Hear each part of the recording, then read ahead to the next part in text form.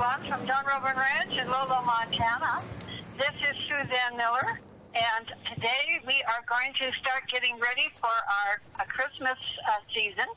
And I have with me James Blossom, of course, our top tech guy, and one of our winter workers, Chris Hall. Hopefully they're going to show up here momentarily on our screen. All right, yeah, we're here in the yard here. Hopefully you can see us. We're ready for our Christmas season, and I have with me James. Okay, this is something new for this year, and one of the things that we're going to do is try to erect some Christmas trees using some flag poles that I happened to purchase. This is a kind of a strange story, but I purchased, can you get this, 6 flag poles one time at the Western Montana State Fair. And I'll elaborate on that in a little bit. But to keep these flag poles up and erect and movable, I asked my lovely husband to put the stands in a square concrete bucket, or what would you call that, a trough? Anyway, a square aluminum container, which then can be moved around so that it has a stand. And today what we want to do is try to make a triangle with some string lights in the form of trees. So the first thing we have to do is place the first bucket where we want the apex tree to stand. And so where you have it now is looking pretty good, James. What do you think? Yeah, well, let me, I thought what I'd do is go ahead and get one of the poles, and we'll use that as sort of a marking pin, and I can carry that around, and you can confirm that based on where the pole sits, that's where we'd want to put it. I think where this first bucket is probably okay. We don't want to move these too terribly often. They have about 50 pounds of concrete in them, so we try to, set them once if we can. So I'm gonna go grab one of the poles here, and Chris and I are gonna hold it up, and we'll see if we can get the positions dialed in just right. And we'll start with this first one on the point, and then once we get that one, why don't you go ahead and grab one more of those. And once we get this first one set, we'll take a look at where you want the other bases placed, and we'll mark those out, and we'll have to do some measuring, and depends on how fussy we want to get here with this. So this should be I want to do something. I was afraid of that. I knew I should have spiked my eggnog this morning. Right.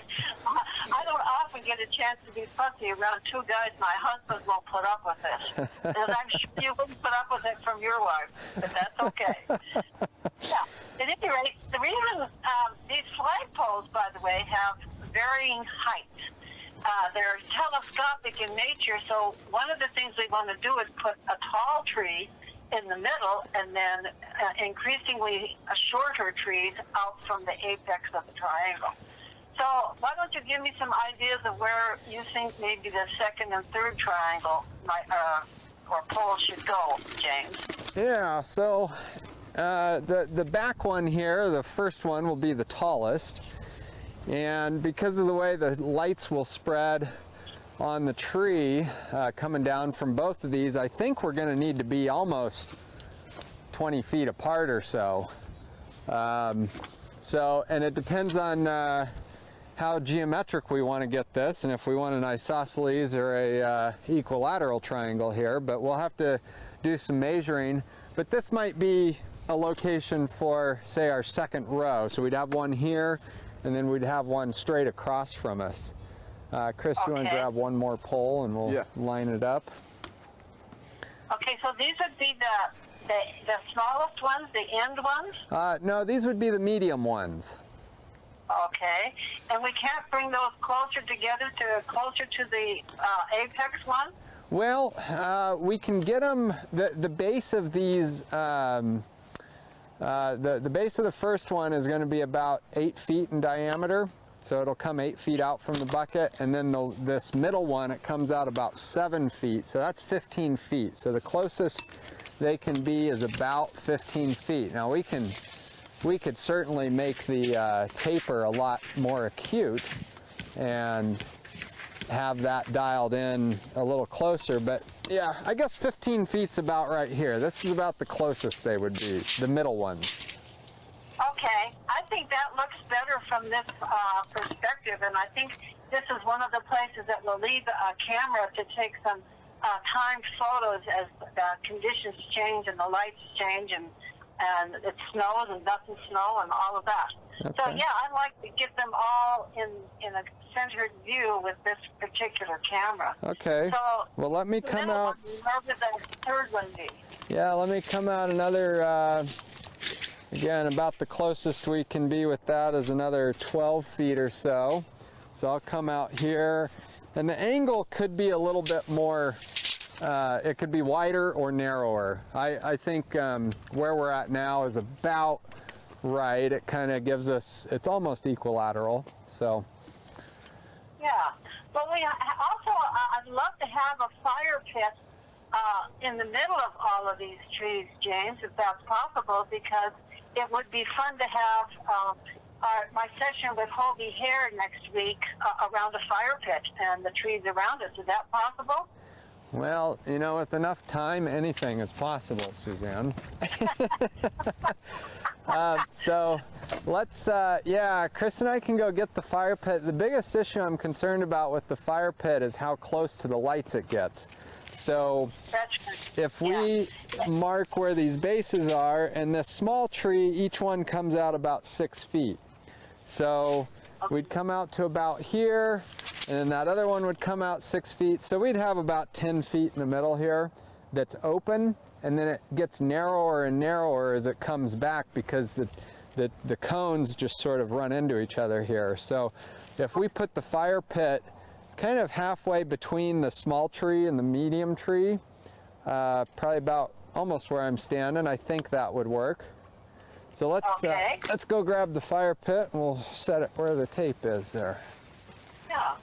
Well, what I want to let others know is that hopefully Charlotte Bauman and some of her friends are thinking about coming out during the holiday season and having a sing-along around a campfire. So this would be a fun place to have that. I hope that we have the weather for it when the time comes.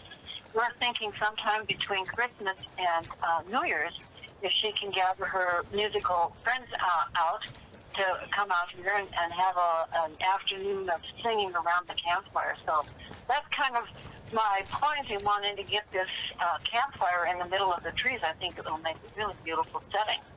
Yeah, I think. Let's see, we'll move it over just a touch here, square it up with the. All right, so if we take our center line off of here and the fire pit's lined up that way, I think we're squared up kind of with the fence in this arrangement. Yeah, that looks good. And then the triangle would just extend off of these poles and come back and converge back at this main pole. So that, I think that will do it. So we're going to go ahead and I think what would be smart is if we take some stakes and we can measure out where exactly these bins are going to go, and then we'll carry them in place, and you can get an idea of what things are going to look like. Okay. Now I want to explain to people that what we're doing here is we've got these flagpoles that we can put up at various heights, and from the top of the flagpole, we will string lights that will then be packed down on the ground to make them look like Christmas trees. And what color lights did you get, Jane? Well, we started out with just white lights, and I think one of the reasons for that was so we could actually reuse those for some of the wedding purposes. Oh yeah. So we're gonna try that out and see how everything goes there, and if we can replace some of our old lights that we've had. Hold that on the stake. We can recycle them a little bit this summer. Yep. Perfect. Great idea. And I want to tell people exactly how I came to purchase 6 flagpoles. It really was kind of an accident. I had a booth for Dunrovin Ranch at the Western Montana State Fair. They have a place where vendors can talk to the public and show them about what they offer. And so I thought it would be fun to have a Dunrovin Ranch booth there and pass out flyers about our horseback riding activities, etc. And it was a lot of fun. And one of the things that happened there is we got to know the other vendors that were around us. We would go around and look at what they were offering, and it was fun to exchange business cards, etc. And the guy across the way from me was selling these flagpoles.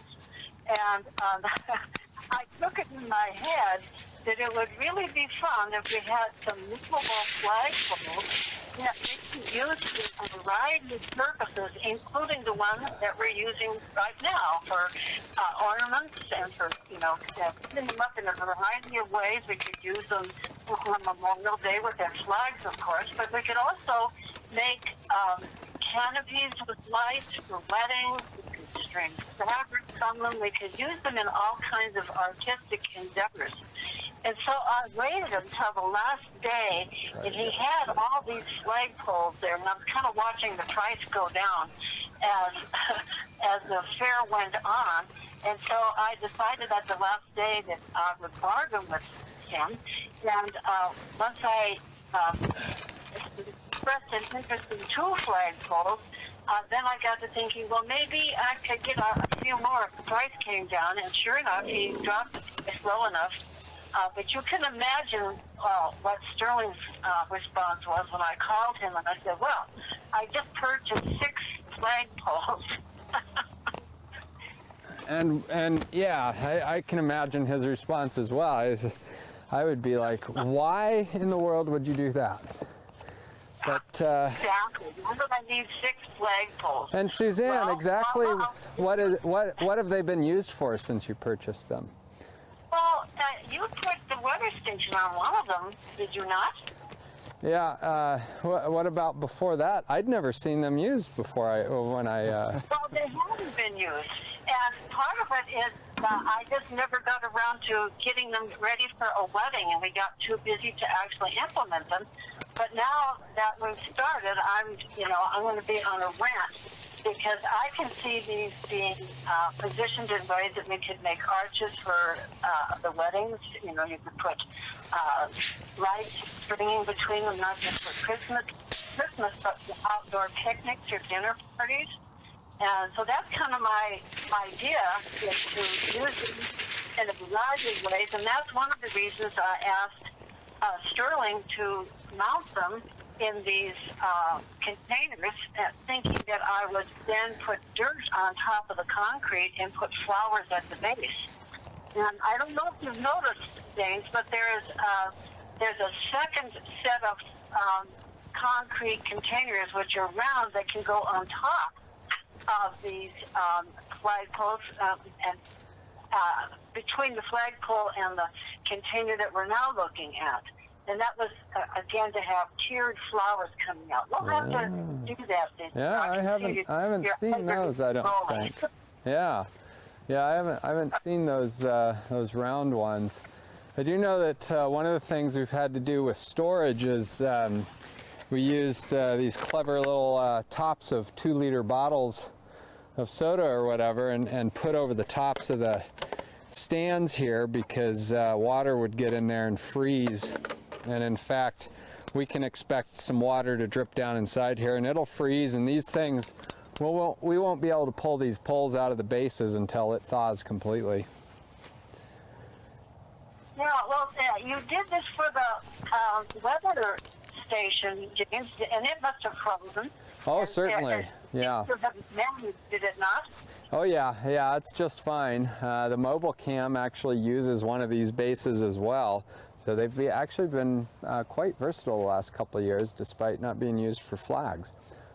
So we are going to have to take the weather station down today to use the base that's available on that one.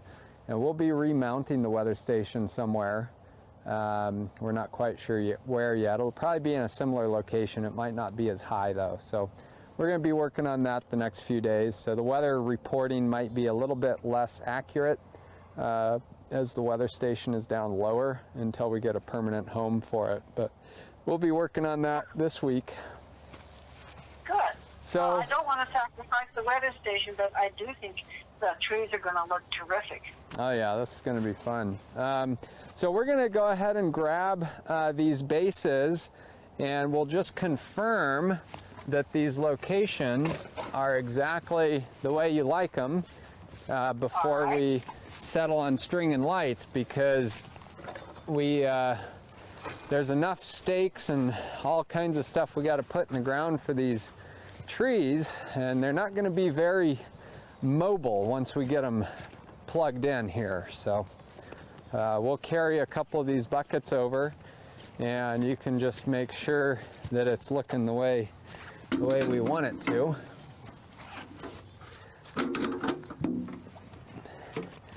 That's very awkward to do this with just one person, so I'm glad Chris is here.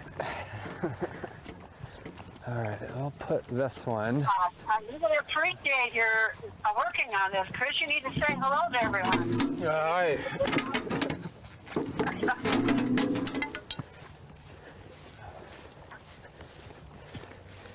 He's a man of few words. Well, I don't blame him. I think he leaves all his words for the divas when he goes to feed. Yeah, I always have a few words for them. Yeah, we've been getting a lot of good effort out of you, Chris, and it's wonderful. I really appreciate the good work you're doing, and I know he's doing a great job when the divas see him. They start to honk because they know he's the guy who feeds them. Yep, they're getting to know everybody, that's for sure. And I think Levi's dog Buddy is even getting used to it all. So He is. Yes, he's been interacting with the horses and the divas. It's a good thing for a dog to learn to be around horses. Huh?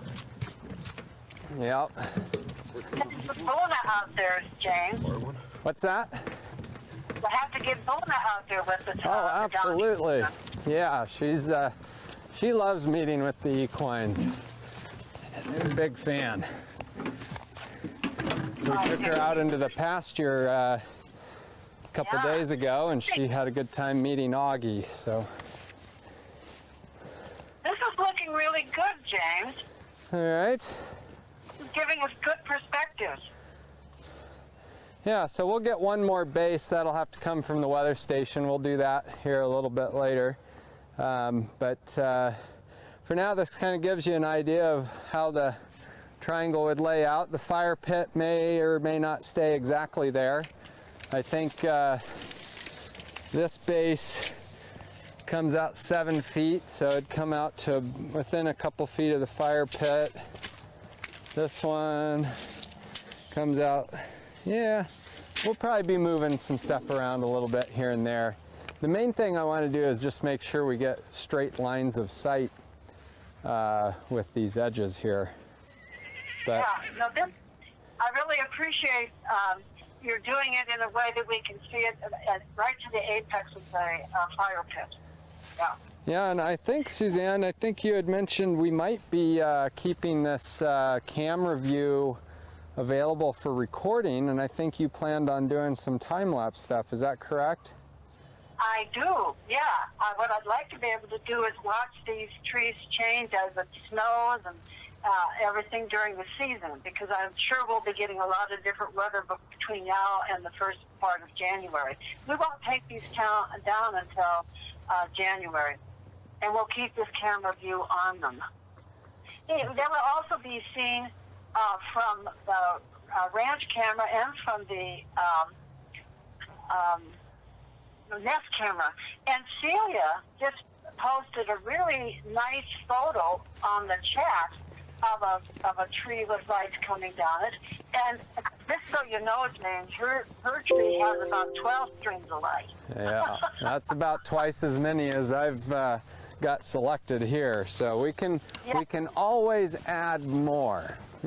Yes, yeah. Dunrovin is always a place in progress. So this is experimental this year, and it's always fun to do something different. We have a couple more tricks up our sleeves for this holiday season, but this is kind of our opening gambit. Oh, I can't wait. It's a good use for these sledding folks. Yeah, this is great to see these in use already. So this will be fun. It'll light up this yard like something else. So yeah, that'll be it's gonna great. Be fun. You'll be able to see them behind the nest. From the osprey's nest, from the camera from the osprey's nest. Yeah, I think we'll probably even be able to see them from the bench cam too. I'm sure they'll be bright enough and tall enough. At least a couple of these might be able to catch part of the view. Yeah. So, yeah, what I want to do here is just to make sure is get everything dialed in. And we should be able to sight a straight line down through these in their final position. It's a little bit tricky, but I think it'll work. So we'll do our we'll spend some time this afternoon. We won't be mic'd up, but we'll be here working. We're going to leave this camera on while we're setting up lights, and we'll spend some time getting all the measurements put together. I guess what we can still do here while you've got us, Suzanne, is we could put this first strand of lights on this first pole and kind of get an idea for how it's going to stake out. That'd be great. Let's do that. Now that'll be the tallest pole, James? Yeah, that back pole will be the tallest. Yeah. So we'll have the tallest one in the back, and they'll get smaller with each one coming forward, so the smallest one will be on front, right? Yeah. And Chris, we'll need to tie the string on before we lift it up here. So I went ahead and prepared 6 different strands of lights for this tall one. And what's going to be really fun about this is dealing with the rat's nest of cables as it goes up. But we'll work it out. I've been doing this for enough years. I think I have the patience to untangle Christmas lights. All right, you want to go ahead? Looks forward to Christmas and they get to string warm lights, huh? Yeah, yeah. Oh, and it seems like the bigger those lights are, the more tangled they get. Oh, yeah. These are a little tricky to put up. So let's see here. Is that? Yeah. So we have to make sure, the way these telescoping poles work is they go up and there's a shoulder, and then you have to just make sure that they're seated all the way down. And normally I'll turn it kind of the other way first, and you'll feel it go up, and then there. So. Now, do you think we're going to have a problem with the wind, James? Or do you think that the fact that the lights will be tacked down will be enough support? I think the lights will be plenty of support. The weather station is set up on the same height of a pole as this one, and I don't know how it blew down. It blew down once. So it is possible that they blow over, but I think with these staked down and holding everything, I think it's going to be just fine. Oh, good. So, great. Celia is blowing our cover, by the way, James. She's talking about our moving Christmas tree from last year. I think she's on to us. We'll probably resurrect that as well, Celia, and get a Christmas tree that we can move around so people can find it and take screen captures of it. Yeah, in fact, I've got a battery set up that we've been working on, and we're trying to just make sure we got quality control put together on that. Now, last year, I think we'll probably have a broadcast dedicated to this, but last year we had some issues. We wanted to do a fully battery-powered tree, and we kind of got partway there, but it was a little bit trickier than we thought. So, hey, Dave. My friend Dave's here in the broadcast with us today. So, yeah, and so is Gertie, I think. I heard her braying away. But yeah, just right now we're in the middle of untangling these lights. It's a bit of a mess right now. Yeah. This is always the fun with Christmas lights. You gotta untangle them every year. Yeah, and these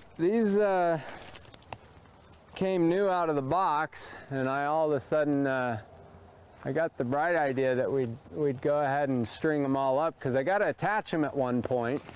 Hey, there we go. Now we're getting somewhere. There we go. Yeah, this is it's good comedic relief for everybody watching, I'm sure of that. Do the maypole thing, yeah. Oh, there's another idea. A maypole. We should do that this May. In fact, it would be really fun to do a maypole and get people on horseback with a live carousel. Okay, now I'm on to it. It doesn't take long to get a new idea, does it? No, that's a good idea. I like that idea. A moving carousel. We'll have to work on that. That'd be fun. I remember one year my dad brought home a motorized base for our Christmas tree, and the whole tree moved around, and we just thought that was the most novel thing. And then we had all these moving ornaments, and that all played out, and we had a turning tree with turning ornaments. It was pretty special. Oh, fun. Way fun. Of course, That's he what was. You get when you have an electrician and a guy who is technically inclined for dad. That's exactly right. Your future kids will have that same advantage, James. Yeah, I'm sure they'll be. They'll probably grumble more than I did, even. What are we doing here this year? Oh, that one's free there. All right, we are almost untangled here. The next ones will go a little easier, maybe.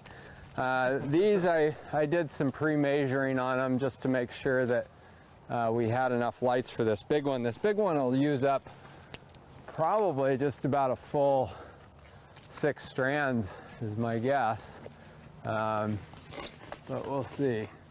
So now that we've got the lines kind of down, we're going to spend a little bit of time with the tape measure and some stakes and just start staking stuff down and try to get ourselves a 6-sided tree here. And if we ever choose to add more lights, we can do so in the future and fill in the gaps and go for that 12-strand tree. But we'll start with 6 for now and go from there.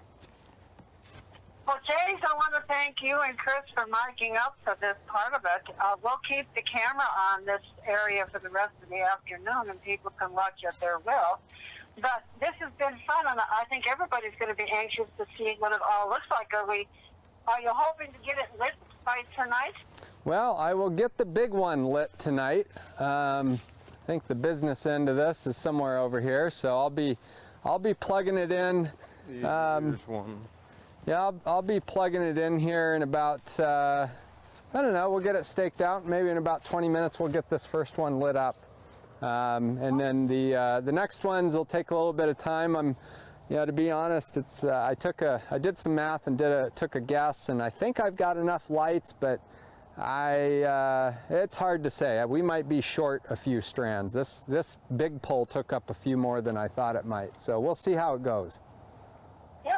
Well, this is always an experiment when we do something the first time, so this is going to be fun. It may take us a while, but I'm really looking forward to the end product. And I want to thank everybody for joining us this afternoon as we get started on our dressing up for Christmas. And go ahead and chat any questions that you might have, and I'll be happy to answer them while I'm still on the phone here.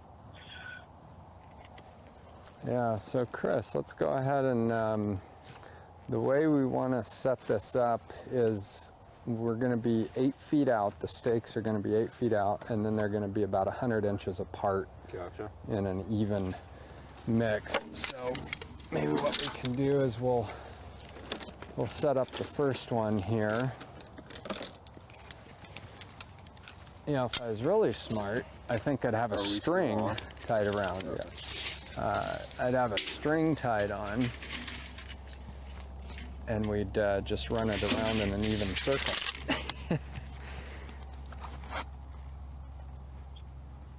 There's one. And so if we make that our pivot point and come off here, 100 inches is about here, and then we need to come 8 feet off of here. There's 8 feet, so I think right there should be that one.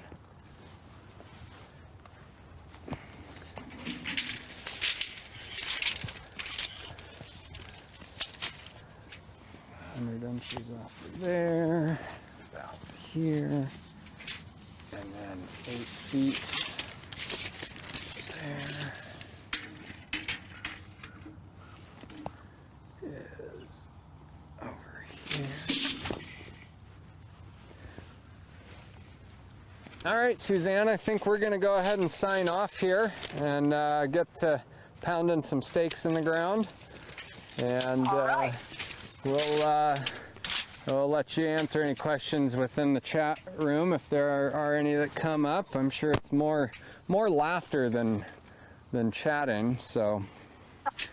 Well, we're all anxious to see it, James, and we all want to thank you and Chris for including us in this project. Thanks to everybody for joining us, and look forward to seeing these all lit up within the next couple of days, for sure. And we'll have more activities centered around the fire pit and our flagpole Christmas trees. And until then, I'm going to wave off goodbye. You can wave goodbye too. Thank you. All right, everybody. Have a good afternoon. Stay tuned for the lighting of the tree shortly. All right, bye-bye.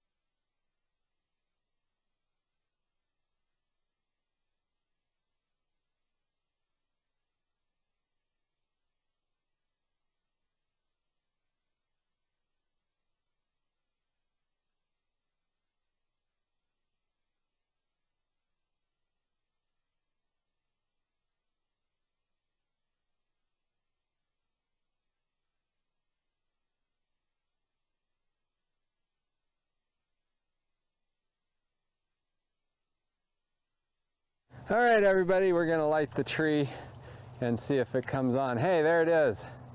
All right, you probably can't see it very well because it's not very dark, but the tree is lit. 1 down, 4 to go. All right.